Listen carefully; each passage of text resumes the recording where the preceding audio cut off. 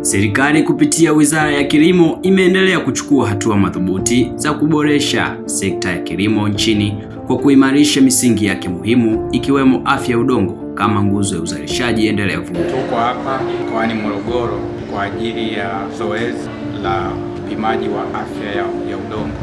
Upimaji wa afya ya udongo ni zoezi la kitaalamu linalohusisha wataalamu mbalimbali kutoka kwenye vyuo vikuu vya kilimo, taasisi na wizarani, likiwa na lengo la kubaini ubora wa afya ya udongo katika ngazi ya vitongoji hadi mkoa kwa ujumla. Zoezi hili ni mahususi kwa ajili ya kutambua afya ya udongo na kuweza kutengeneza ramani ya afya ya udongo kwa nchi nzima. Zoezi linafanywa katika makundi mawili.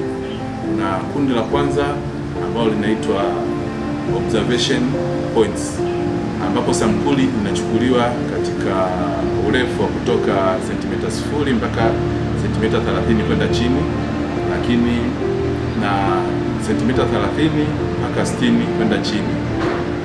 Na aina ya pili ni uchimbaji wa mashimo ambayo yana kina cha takriban futi 5 au kama mita 2, ambapo inawezesha kusoma tabaka za udongo.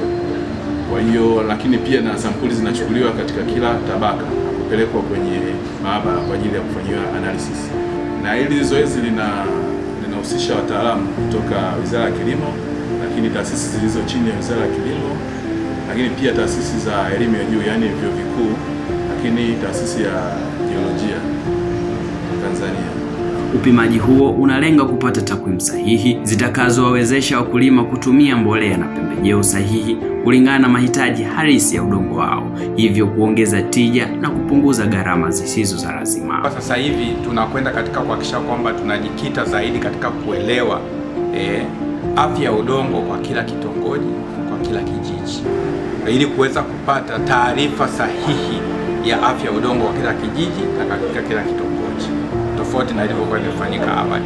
Kwa hiyo hii itakuwa ni kuleta matokeo ambayo yataweza kumsaidia mkulima katika kila kitongoji kuelewa afya yake ya udongo. Wataalamu wa kilimo wanasema kuwa afya ya udongo ndio msingi wa mazao yenye ubora, mavuno mengi na kilimo kinachozingatia uhifadhi wa mazingira, jambo litakalowasaidia kukabiliana na changamoto za mabadiliko ya tabia nchi. Kwa miaka mingi ya nyuma, watu wamekuwa wakishauriwa kutumia mbolea kiujumla. Yaani unakuta mkulima wa kaskazini, labda mikoa ya Mwanza hata Kilimanjaro, na mkulima wa mikoa ya kusini huko Mtwara wanapewa ushauri unaofanana. Kwa hiyo sasa hii itaenda kuongeza tija, sababu itapatikana, utakuwa unaweka mbolea ambayo ina virutubisho ambavyo vinakosekana na kwa kiwango sahihi. Kiwango unaje kutumia mbolea nyingi, unatumia ile kiwango tu kinachotakiwa.